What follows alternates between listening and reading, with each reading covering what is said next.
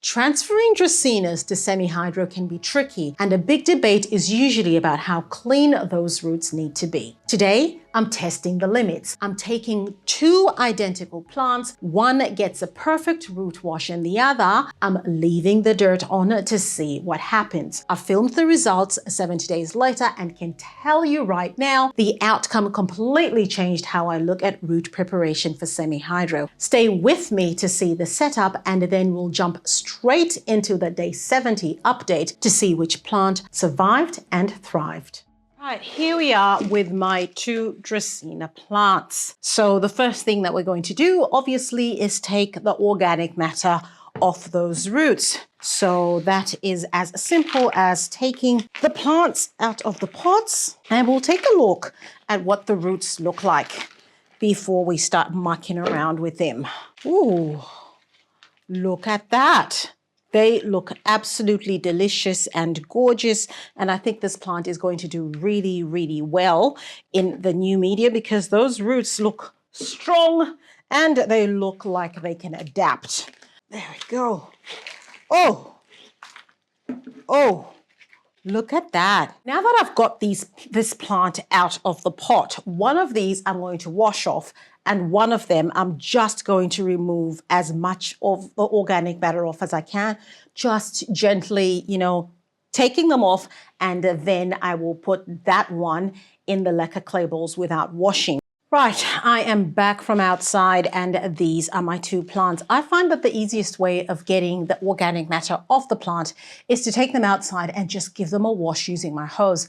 I use the jet spray setting to just really get that organic matter, and it gets it off really, really nicely. And then I revert to the shower setting just to clean off those leaves. This is the one that I have washed all the organic matter off. I say all, I mean, there are a few flecks of things, but all in all, it's looking really, really good. And I've washed off the leaves as well. You can see those roots. Look at that.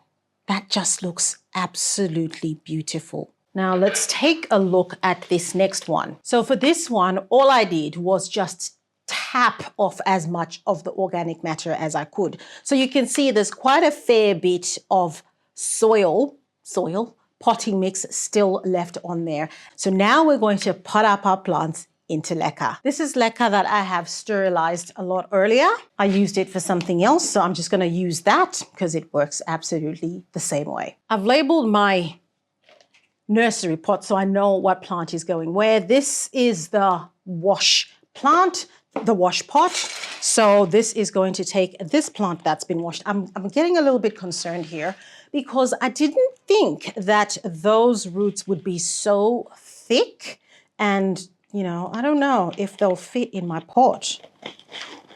Well, I'm thinking I might need a bigger pot.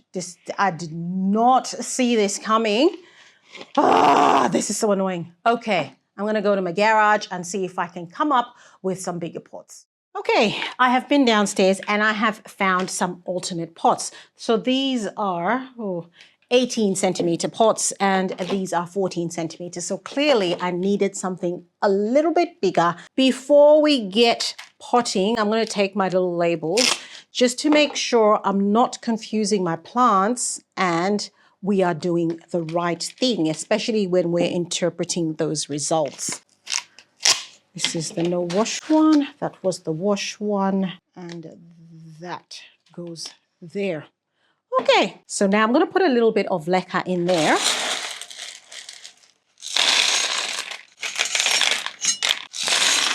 And I'll just sort of see where we're sitting with my plants. And to be honest, I could have probably done with an even bigger pot. I really wanted to use a 20 centimeter pot, but I only have one of them. So yeah, I was a little bit stuck with that. But I think this will do for now. So, my disclaimer here is that I actually wanted something a little bit bigger, especially because this pot sort of tapers at the bottom, which reduces the space, which is rather annoying. But beggars are not choosers.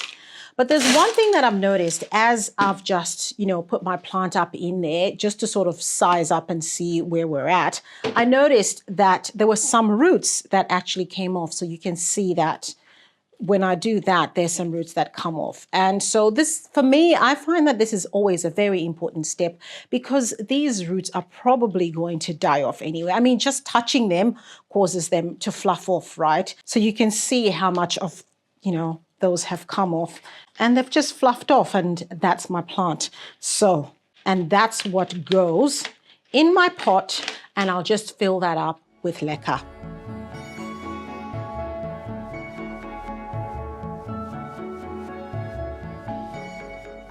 Okay, now that that's done, I'll just give that a squeeze and a bash just to make sure that all my Leca has settled. That is looking really, really lovely. And now we'll do the plant that we didn't wash off. And that is my specimen over there. So I'll fill this pot a little bit of a way up with Leca. And just sort of have a gauge to see where that sits. I think that will be fine. And I'll just give that another, zhuzh. So I'm just tapping this on that. Just if anything is falling out, let it fall out. And then I really could have done with a bigger pot, quite honestly. There, I like that.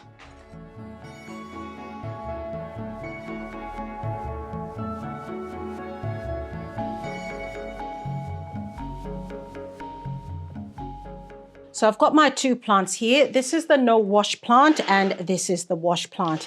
I mean, it's actually it's quite easy to tell that it's a no wash plant because you can kind of see the dirty roots there. But as time goes on and I start to wash this, it's going to be a lot more difficult. So what I'm going to do at this stage is put both my plants in a reservoir. This is my Clonix clone solution. I don't have any root zone today, so it's just Clonix clone solution, and that is also okay. So I'll grab my plant and I put it in the reservoir, right? And I've got this clear one over here, which is not what I normally use. I will switch over to one that's covered. I don't like to use the clear one because you get algae growing, but I've got the clear one today just to show you the level at which I'm putting that nutrient solution. So I put that nutrient solution in like that, and you can see that that nutrient solution is below the level of where the roots are. And that is exactly what we're looking for, because if you put it up too high, then you risk your plant getting root rot. So that's exactly where I need it to be. And I'll do the same thing for this one. Yeah, and those are my two plants. So what I'm going to be doing going forward is what's really important, particularly for the plant that is no wash. So I'm going to be taking this plant every week. So today is Sunday afternoon. I will take this plant every Sunday afternoon and flush it out. Put it under some running water and let that water go through that. And as I'm doing that, a lot of that organic matter is going to fall off.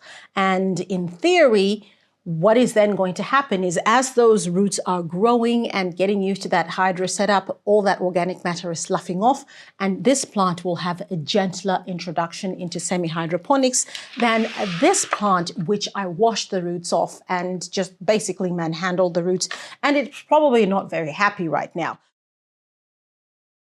Today is officially day 70 since I moved my plants from soil to Leca, and I've got them both here, and always a good sign when your plant is actually still alive. You can obviously see that there's a difference. One plant is bigger, one plant is smaller, and that's where they were. It was a bit hard for me to get similar sized plants.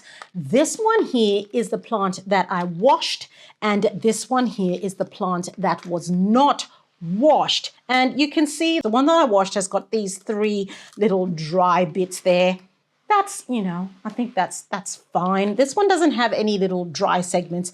Again, that is okay. I think overall so far, both methods are looking like, they can work really well. And I don't want to say it's quite surprising because I've done it before with alocasias, African violets, and other plants. The no wash thing is, I think there's a lot to be said for that because this plant is still alive. But let's take a look at the root system of this plant. And one thing that I did this by mistake when I was trying to pick it up, is I held my plant like so. And just by doing that, that already tells you that the root system in that plant is quite robust, and it's all just become one big unit. Don't make a habit of doing this. It can be quite potentially dangerous with your plant being uprooted and Leca clay balls everywhere. And you can see there, the roots are just beautiful. There is a lot of roots that are growing down into the reservoir there, looking beautiful.